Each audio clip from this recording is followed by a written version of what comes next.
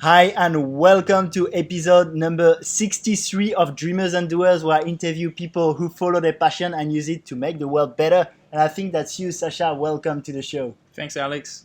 Thanks for having me. Oh, it's beautiful here. So yeah, thanks for having me in your new home, and looking forward to drop some value, and drop some stories. Like I think we have a lot in common. We come from the same background a little bit. So yeah, let's get into it. Yeah, I think it's really interesting. I met you at a mastermind here in Bali, and we're quite similar in a way that we like to gather people. And actually, we'll talk a lot about creating your tribe. But as usual, I like to start with my guest's story.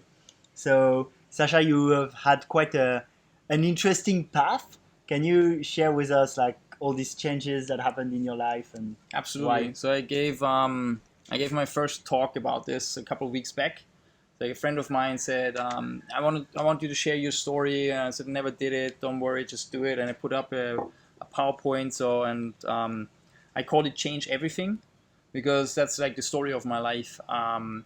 Like even in high school, I went to electronic school. I didn't like it. Then went to medicine and dentistry. Studied that one. So I studied both medicine and dentistry, which I liked because of the challenge, right? And I found out I like cutting up people and stitching them back together and helping them, but it was also all about this. Oh, you have 700 people here and only 150 are coming in the next year. And I said, oh hell yes, I'm going to be one of those 150. And then the next year, only 10% will make it. I was one of the 10%. And So you like competition? I love competition. I always was, in sports and in life, I always loved competition. And then, you go through, I have this usual upbringing of, you go to school, don't worry about money, don't worry about how money works, because you don't need to learn it, you don't need to know it. My parents didn't know it. They also were not aware how important it is to know how money works and how society and how our systems work. And, you just get your degree after university, then you get your job, and you have a good salary. You're happy, more or less happy with your job. The one job you choose for life, right? And you get a wife, you buy a house, you make kids, and then rinse and repeat. And I went through the system, and halfway through my university time, I realized that's weird. It doesn't really resonate with me. This feeling of when you study medicine, you have like 30, 40 different categories of being a doctor, right? But I couldn't choose a single one. I didn't want to choose a single one. It was so hard for me to be like, I want to be a general surgeon. I want to be a dermatologist. It was just, this isn't gonna be the job for the rest of my life. That is so weird. And then I studied on top dentistry, became a maxillofacial surgeon.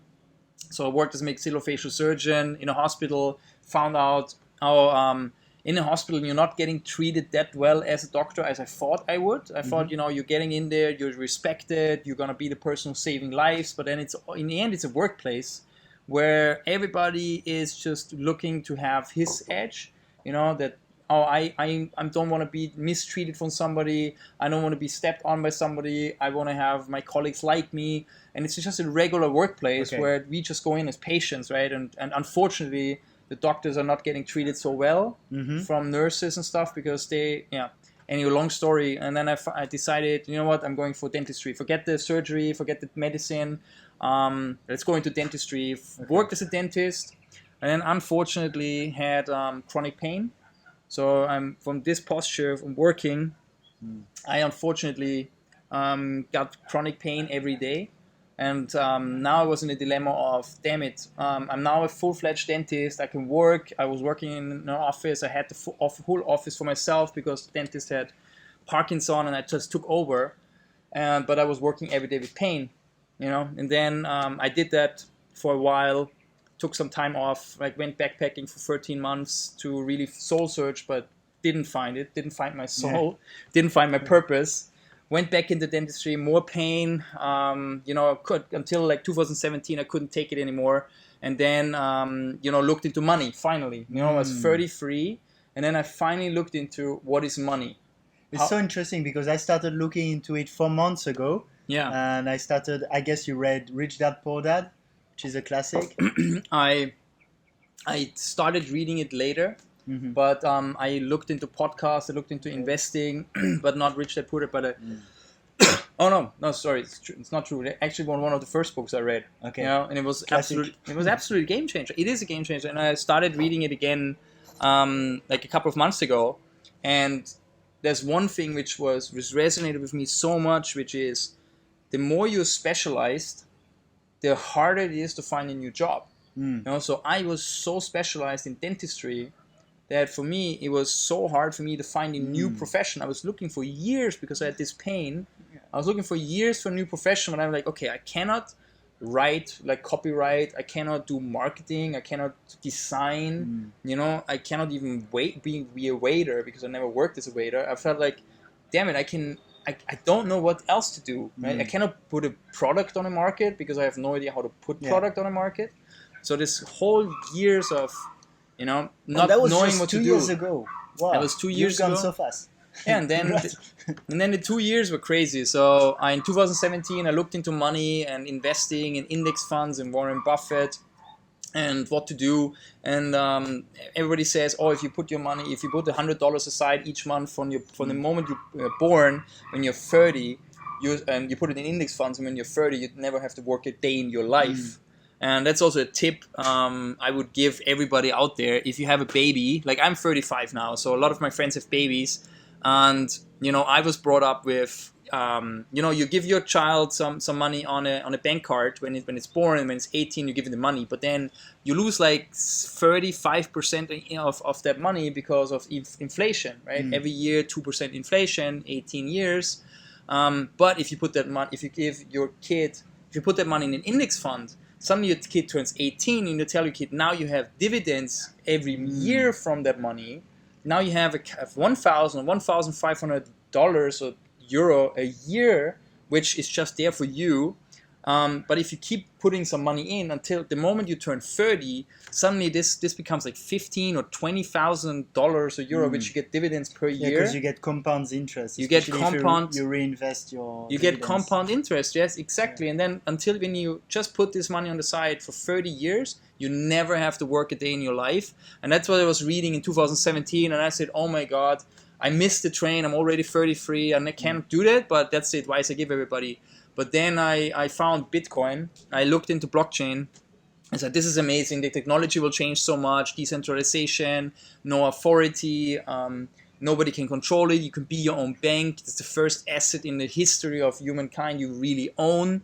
And you can transport everywhere. Like if you have, let's say you're rich and you have $1 million worth of gold, you want to transport this is hard. It's impossible, right? Yeah. But with Bitcoin, you can transport it everywhere. So, and there's also the problem with voting with blockchain technology. Finally, you can vote, and all those corrupt countries cannot manipulate votes anymore. So I was so obsessed suddenly with the idea of blockchain and decentralization and Bitcoin. And I'm saying, oh, you know what? All in on Bitcoin. Did that and went for a crazy ride through the blockchain industry, traveled the world for some companies, and finally ended up in Bali in December. After working with those companies, meeting amazing people, and going for a whirlwind of a ride of like highs up here, lows down here, hardly depression, anxiety attacks, a lot of headaches, super crazy parties, being on top of earning money. And but then in October, November, I stopped working with those companies because I was just done. I had so much headache. So I was not in a good shape. Those companies were not that what they seemed to be. And then came to Bali, and then a lot of soul search began. And that's where a couple of months later we met. And then there was also Bali. From the moment I arrived to Bali was the moment where you finally can start reflecting on, basically what's here, right? This community. You meet finally people who are thinking like you. Yeah. You arrive in a spot in Bali where I said, I want to come here to get fit. I went to CrossFit and I just lifted weights and it was amazing. But then you meet all these other people and they said, oh, we're going to this mastermind. We're not going drinking. We're going to this breathwork session. You're not going out. We're standing up at 6 a.m. in the morning and we go on the beach and doing meditation and doing yoga and suddenly... And we're all about growth and mindset and breaking personal beliefs. And I'm like, what are you all talking about? This is crazy. I never heard about this. and then you just fall into that, and then suddenly you realize how freaking important that is. Yeah. You know, and I think that's also where we met, right? And a mastermind about getting your limiting beliefs from the things you got when you grew up. You go into school, just get your grades, do your sport, maybe get a girlfriend, go to university, get your degree, and just earn your money, and don't think about how you earn your money or where your money goes and what other alternatives are out there to earn your money. Or the biggest shift for me was definitely, you don't have to have one job for the rest of your life. Yeah. It's especially a bad bet today because, I don't have a crystal ball, but a lot of people assume, especially in the medical industry, for example, that a lot of jobs are going to be replaced, right? So, medical industry, you need nurses. Yeah. You always need nurses. But some of them. Like, for example, looking at in radiology, I think we already have a lot of machines that do it better than humans. It's hard. Radiology.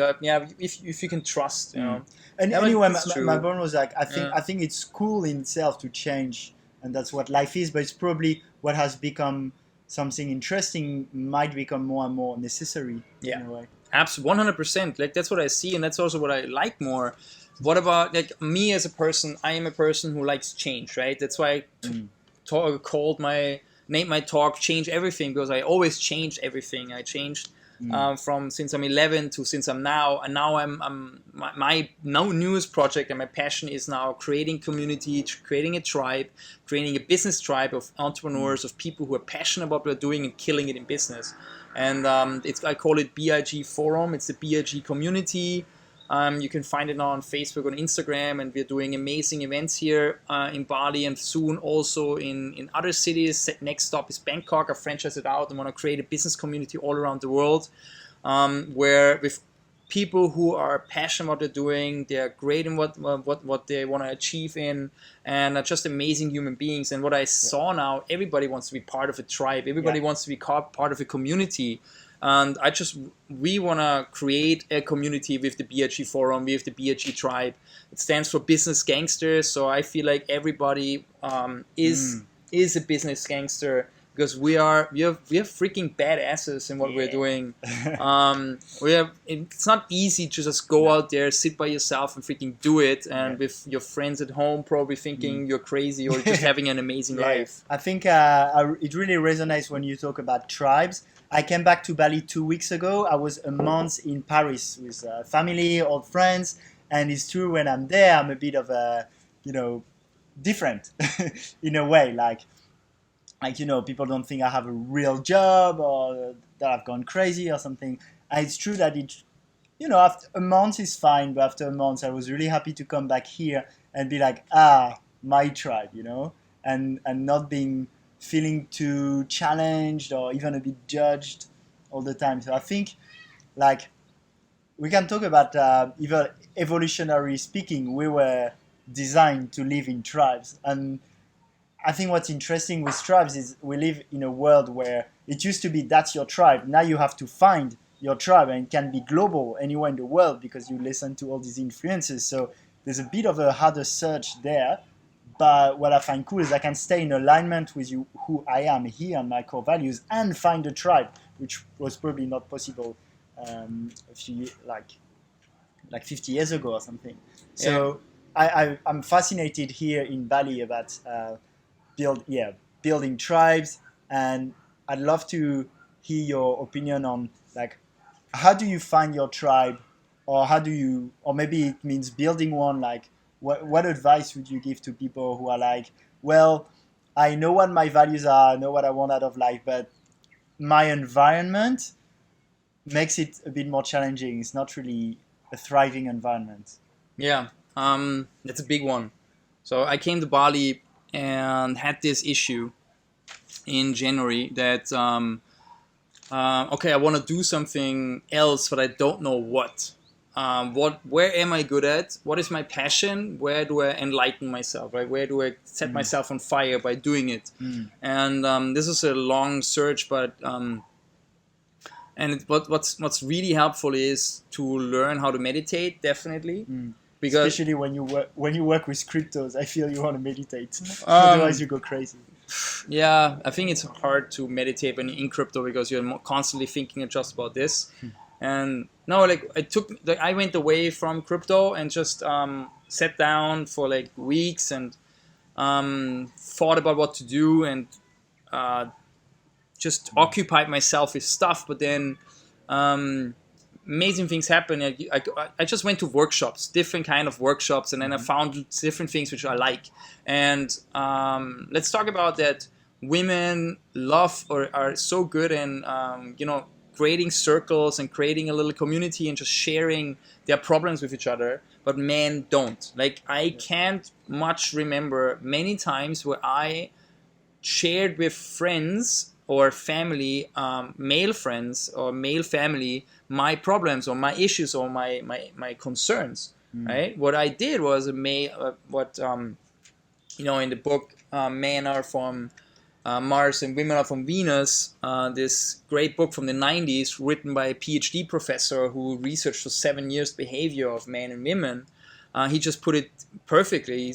For me, it puts it perfectly, where he said, "Oh, as a man, you're more likely to just, if you see a problem, you just go back into your cave, wherever your cave is, your room or your headphones or in the woods, whatever your cave is, right? And then you're sitting there, you're thinking about it, and you want to solve it by yourself. And when you solved it by yourself, then you come out of the cave, and then you go up to your friends and say, oh guys, I had a problem, but now I'm good again and I have the solution. And you show your friends that you can solve a problem, and now you can handle it, and now you're social again for the other ones. And you weren't social for like a week, and actually you were really depressed and not in a good mood, and your friends were probably worried, but of course they're also not skilled and trained in asking really, how are you doing, right? Like we have this saying of, hey man, how are you, right? And then you say, I'm good. And you?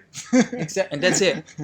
But do you ever ask second time? Like, no man, how are you really doing?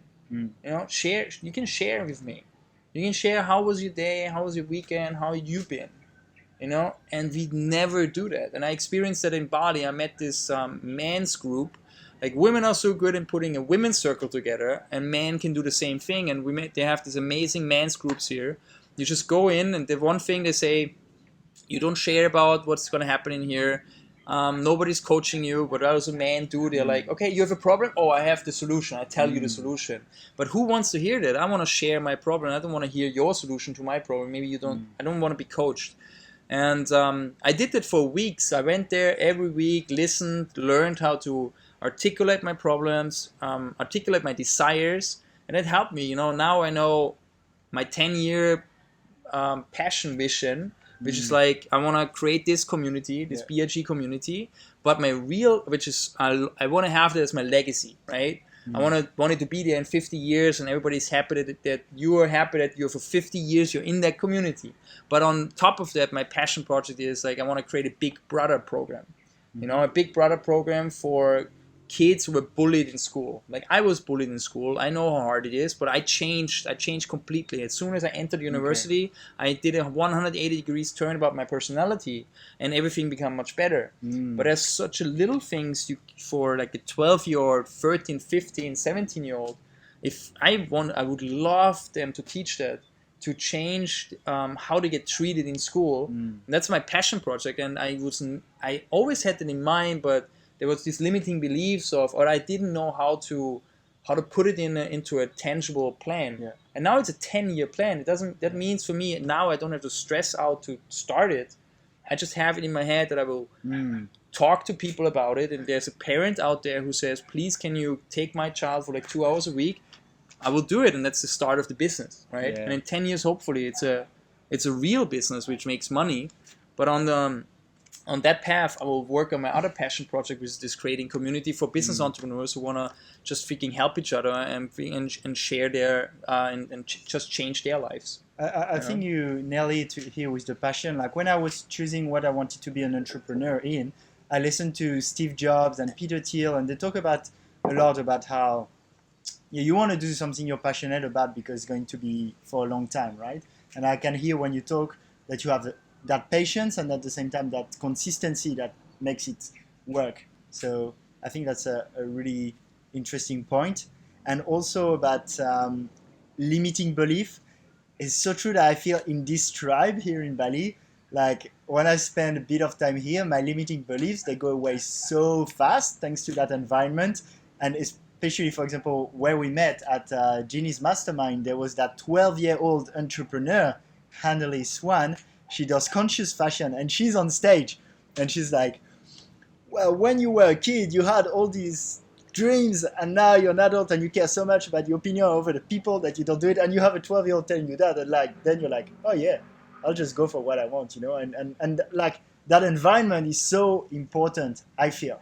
And so for you to go back on change, so you've changed like quite a lot. Can you share a little bit maybe what other people were saying or the struggles you've had, for example, when, or even from your own self-judgment, maybe from when you went to being a dentist, to cryptos, to building these communities and have these changes? Big one. I wanna touch on Hanalei, because I talked to the parents and they're friends of mine, and they were also experts at my forum because I really love what they are doing and the energy they're having.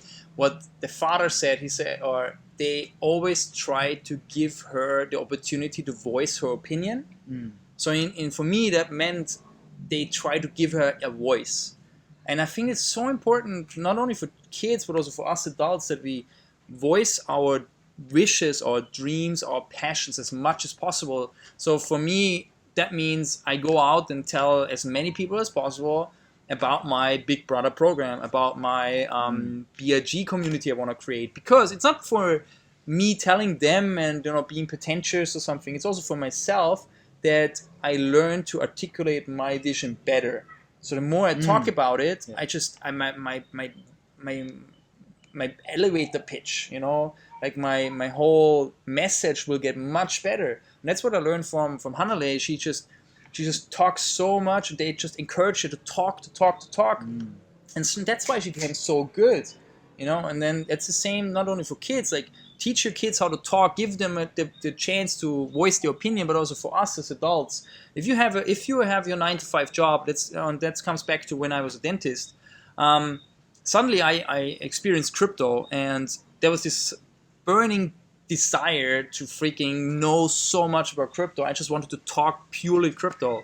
And when I was a dentist, I wanted to talk purely dentistry, and I want to learn how to make this perfect. I didn't want to settle for mediocrity. But it's all about this. If you don't talk, you will not get good at it, and you will also don't know what you actually want. And with crypto, that was just crystal clear over time that I needed to really talk with people and find those people who speak the same language as I did. So that's why I just moved around and moved to other cities and moved actually to Switzerland to find those people. So I made the crazy move to move from Barcelona to Switzerland to be able to talk with people and voice my opinion. And I realized the more I shared my beliefs and the more I listened to other people, the better I got. And now it's the same thing, and now it became crystal clear what I did subconsciously back then. Now it became crystal clear because of that girl, that we all need to voice our opinion as many times as possible, not for the other person to convince her, but for yourself to learn even to voice your opinion, to understand what you want. And those people, like when I went into crypto, so the thing is, I had this high value job of being a dentist in the society, was top up here. Everybody was like, oh my god, you're so smart because you studied medicine, you will earn so much money because you're a dentist. Everybody proud. I'm half Persian. Being a doctor is like the smartest person you can ever be. It's an old thing in the society of Iran, that if you go to medical university, you are the smartest person, and it's still there. Which is definitely not true for myself. I'm definitely not the smartest person. I was just a competitor, and I wanted to be faster, study faster than anybody else, and that's what I did. But then, suddenly I had to stop working as a dentist because I had this excruciating pain and migraines every day. And now I had the issue of like, which other job can I do, because there's no other specialization for me. I couldn't design and nothing. And then I went to the blockchain. The only thing I could do was just invest money. And then people, of course, were talking to me, but in a negative way. And that's the next thing I want to tap onto it. People talk to you negative, not constructive. or especially in my country, in Austria. So if somebody comes up to me and says, "Hey man, you are investing in stock. I, did you research where did you get your knowledge from?" Right? That's a great approach of telling you, like, "Hey man, maybe you should. Let's see how good you are, and let's see how much money you invest. Like, how much percentage of your money do you invest?" Like, that's a really good approach. It's a positive approach. But a lot of people go for more like, "Oh, you invest in stock? Like, what do you know about stock? Like, what makes You're a you dentist. what makes you suddenly good in stocks? You're a dentist. You should stay in there, not invest in stock. Like, that's high risk. You're just gambling your money." You see the different approaches. The one is really positive, the first one. The last one was really negative. So a lot of people talk to you in a negative way, and especially if you're going outside of the norm, because they are jealous, right? They want to do the same thing. They want to be as courageous and brave as you, but they don't have that, right? And you did it, right? But if you meet people who come up to you in a positive way, who are generally concerned about what you do, those are the people you need to be around of, and those are the people I'm looking for. So I have my core values defined here in Bali. The next thing, define your core values, find them. If you don't know what your core values are, try to find out them. Like, it's nothing you find out in 1 hour. Maybe you need a couple of weeks, right? And I did a 2-day immersion with a friend of mine here, and he pulled out my core values for me, so I can finally vocalize them. And they're definitely like honesty, positivity. Like, I'm super bad in lying. I'm just too out there honest with my opinion. Positivity, I need people to talk positive around me. Enthusiasm, that's why I like Alex here. He's just full on passionate about what he's doing. He's like, "Yes, let's do it." Enthusiasm and growth. Right? Next one, growth. I want to be surrounded by people who love to grow. How about courage? I find you courageous. Courageous. Courage is a good one. Courage is a good one. That's true. Like, taking risks. Absolutely, it's another one. So find your core values and then surround yourself with those people. And then I realized a couple of friends of mine, they didn't have any of those core values, and that's why now I know why I was not really gelling with them so well. And now I'm more surrounding myself with those people, and that made a tremendous shift in my life. That I'm now choosing my surrounding by my core values. And you talked about people being negative. I feel for me there was definitely this when I changed a bit my life path. There was also worries from people who love me, but maybe project things thinking I might get hurt. Did you get that too? Absolutely, 100%. 100%. If people who love you come up to you and are negative to you, I mean, mostly they come from a point of love, but they don't know how to phrase it positively because that's just their upbringing.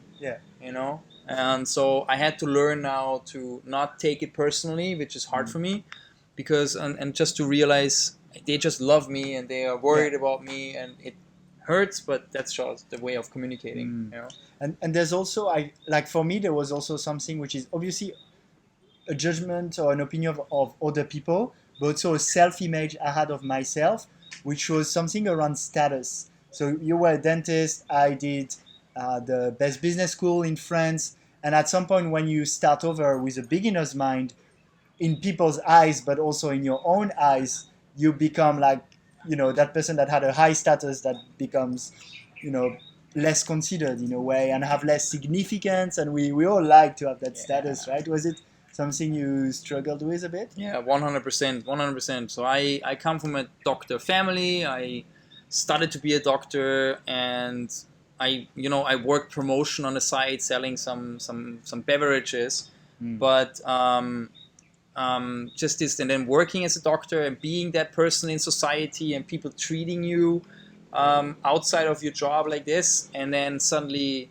okay, now I'm working something where people just don't look at you in a good way, and also you're earning not as much.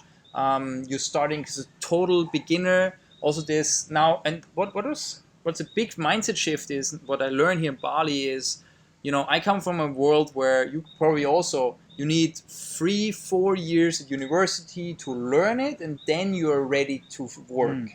So that's also in medicine. You need 6 years to learn this, and then you're ready to start working, but only the little parts, and then you can grow into big ones, and in 15 years you're finally there to make the big operations. And now the mindset shift here in Bali is you can learn a job which gives you a decent amount of money in a month, or the further you go, in 3 months or 6 months. So I talked to a developer here. He says he takes a 1-year course, and after 1 year he becomes a decent developer. And this is how the mindset shift nowadays, where what you said at the beginning, more and more people will switch jobs over time. You can learn a job which is higher paid in like 3 months, right? You can be a taxi driver for Uber just by signing up, which is a lower level job, but you can be a UI UX designer in 3 months by doing a 3 months course. Of course it costs money, but then also my university education costs money. So it's just education just costs money. That's the way it is. You just have to find the one you like, and maybe over your period of your lifetime you just get more different jobs, and the more different jobs you have, the more experience you have. And then what I also learned in dentistry, the more difficult jobs I did, they just stack on top of each other. Let's say I do now event management, I create community, I want to start a digital marketing agency, I want to start retreats. That's all along the line. Over time, everything gets much easier because I just have the experience, So yeah, I think that answers it. Yeah, and I think to me, it's like twofold. First, what we're doing is in line with evolution. So I think in term, even if you look at status, money, I'm not too worried, because I think this is where the world is going, and we're pioneers, and that is going to manifest that in a few years, even in terms of money, status, that these were pretty good moves. But on top of it, there's also the fact that I think it's good in general to let go a bit of status. For me, I've done it quite a bit, and almost to a point like I'd love to do maybe a couple of months as a garbage collector or cleaner. There's something very, very simple to break this ego of like, I'm so smart in a way.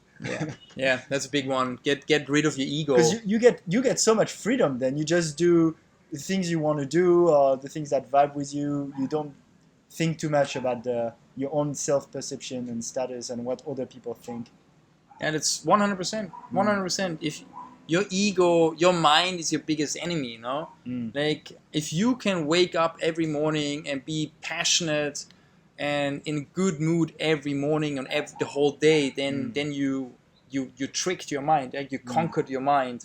But I mean, how many times are we bored, or are we annoyed where there's no need, for it? Or how many times are we bored or annoyed or angry about something, but we know we could just let it go because it's not so important, but we're still angry about it. And it's, if you can conquer your mind, if you let your ego go, this jealousy, being jealous about you, what you accomplished. It's just that was a big one for me. Yeah, makes no sense. I'm happy for everybody who succeeds, right? If I'm not as successful as somebody else, I don't care, right? I just want to pursue my path where I'm stress-free, pain-free because of my headaches, and just happy with the things I do each day. Did you have to work for it? Because just to give you, I feel we're quite similar in the way that we've been raised liking competition, and same for the business school idea. It's a competitive environment, and I feel the people who are thriving nowadays are the ones who understand that the paradigm for success is switching from competition to collaboration, and the people who do really well are people who do well with collaboration. But for me, it's been a bit of work in a way that I had to, and I'm still in the process, I still have my monkey mind sometimes, seeing a friend doing really good and secretly hoping that they don't do that well, because I compare myself, and I do this work, and that's why I do so many of these collaborations. Is it something that happened for you too? Because for me, I could see this pattern of my mind I didn't like, and that I overwrite little by little, collaboration after collaboration, to understand that if the people around me are doing better, it's a great thing, and that a rising tide lifts all boats. Hey, 100%. 100%. You have friends and you love them and they're doing better than you, and you feel like they did less work than you, and your work is equally as good. And of course you're happy for them, but then on the other hand you think, why can't, it would be great if I would be successful. It would be great if that person had a little bump in the road. You know, and that's a bad thought, and that's what I'm trying to learn here also. Like I said, my core value is positivity, and I don't want to have these thoughts of me thinking negative about another person. I just want to be happy if somebody is successful, and I want to, what I learned for me and what I'm passionate about my project is also that I can give value to other people. It's at the moment it's still small what I'm building with the big forum, but it's already giving value to people, and I know if I build on that now for the next 1 year or 2 years, compounding interest, 5 years, it's just compound interesting on top of each other. And Warren Buffett just showed us compound interest makes you the richest person in the world. You can be a Jeff Bezos and just crush through it, but I'm working on compound interest, one collaboration at a time, being happy for my friends if they are killing it and they are way faster than me, but just trying to know what I'm building is for me and what they are building is for them. Be happy, try to get that monkey brain, kill that monkey brain. Yeah, I feel you can even have a compound interest with networks or with skills also. If you learn how to learn, that's a logic that you often speak about regarding money, but that you can apply to learning in general. 100%. You compound your skills, you compound your friends, you compound your network, and sometimes it's hard, right, to stay on top of your network and stay on top of connections. But that's why it's nice what we do, right? We do a podcast with each other, so now we are more connected, but it's on the same time we work, and it's fun work. It's fun work. And then also I talked to a friend of mine, because I don't have a podcast right now because it's too much work for me to edit, upload, thumbnail, all this stuff. And I talked to a friend of mine who has a podcast, and he said, "Oh, I just automated all of this.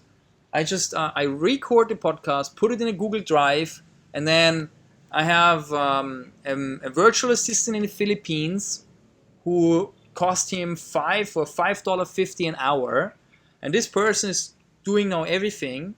And in 48 hours, this whole thing is uploaded and everywhere. So he doesn't have to do anything anymore. And the whole thing cost him $35. Wow. So that was unreal. So I'm going to tell you the friend of mine who that is. Because like this, everybody can do a podcast. Just now need to know now the compound interest, skill of automation.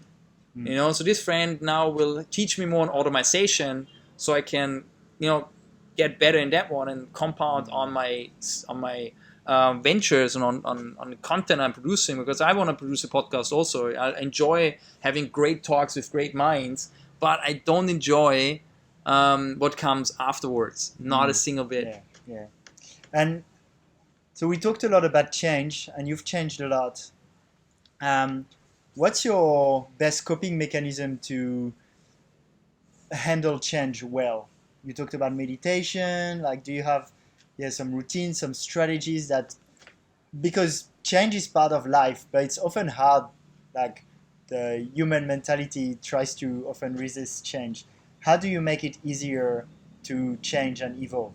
Oh yeah, it's hard. I mean, I was always my back against the wall, because I, with the pain. I needed to look for something else, so I went into blockchain, and then blockchain, the whole market crashed, so I had to find something new. I always had the back against my wall, but what I learned is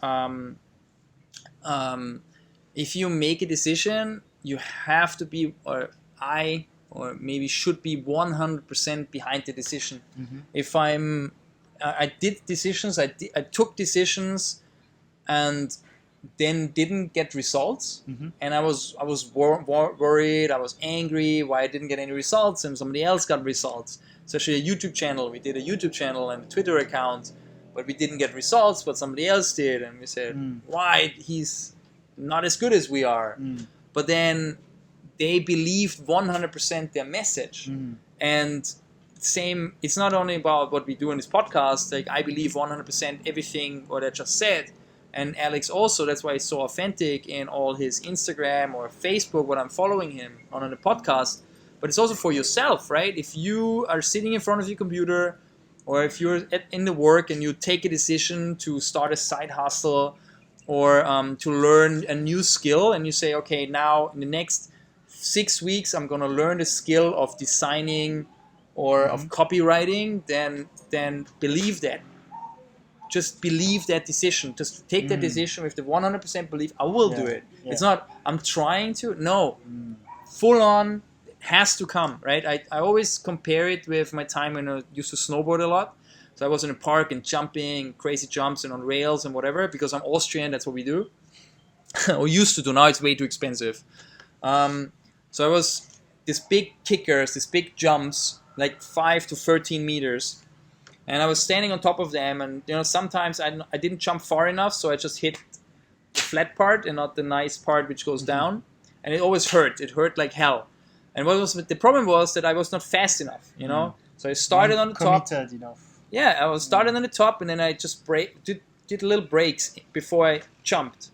And because of those little breaks, I didn't went all the way. So what I taught myself on snowboarding, the moment I'm on the top and I say, okay, now I'm gonna make the 360 jump on that 8-meter jump. And the moment I turned the board to go down, I told myself, the moment I turn the board, I'm not gonna change my decision anymore. I'm not gonna make little side turns to brake. No, that's the speed I'm gonna take, and that's the trick I'm gonna do. And I worked out. Perfect, and that's now how I approach things. If I take a decision, follow through, full on. And that's why I was excited to have you on the show, is because I know everything you do it full on, and that's great advice. Yeah, sure. I love that one. That's one of my. I tell that I already told that a couple of people. I love that one. Yeah. How can people follow you? Oh yeah, so my passion project is BIG Forum, BIG Forum, and then V for victory, BIG Forum V, and that's on Facebook. You can join our business gangster community. Everybody who is passionate about business and killing it is welcome. Or if you're about to kill it, join our community. We're gonna help you there. I'm always in there just to grow and to engage everybody and try to connect people. And then my personal Instagram or Facebook is Dr. Sascha Win, which is DrSaschawin. So Dr. Sascha Win and BIG Forum V. Is Win your real last name? That's part of my real last name, yeah. It's part of my real last name. And yeah. Do you have a last word? I really enjoyed that one. That was great. You're a great host. Thanks. You have amazing questions. It's all thought through. That's really good. And I think advice is what I do also with the BIG Forum. Balance out masculine and feminine in your life and in your business. What that means is, the masculine is more the building, the spreadsheets, the incorporating your company there and making those partnerships with that one, setting up the contract, deciding on which numbers you're going to put in. That's the masculine part, right? And we focus so much on the masculine part, and I did it so much but you also have to balance it out with the feminine part of your business, also your life, which is more the creative part. Nothing is born without creativity. No idea. Every idea comes from a creative mind, and it's the feminine part of yourself and your business. So let's say you want to work 12 hours a day on your business, but then you don't count the hours where you're just sitting there looking into the sky and thinking about your business. That's the feminine part, which just gives you the, okay, what's my message about what I project, what's the emotion I want to give everybody, which colors I want to use, right? Which are the best partners to partner up with, which align with my values. And we tend to not see that as working time, but it's equally as important. And that's the feminine part. And we need to focus also on that part to balance out your business. And if you want to work 12 hours a day, work 6 hours a day on the masculine, 6 hours on the feminine. Feminine can be you're sitting on a sunset, watching it, drinking a Coca-Cola or drinking a coconut or whatever. Kombucha. It's also work. Balance it out. Thanks so much, Sascha, for dropping this value. I hope you got a lot out of it, listening to it. Thank you, Sascha. Thank you so much for the people who took the time to listen to this. And as the tradition goes, we'll finish with a big warm hug.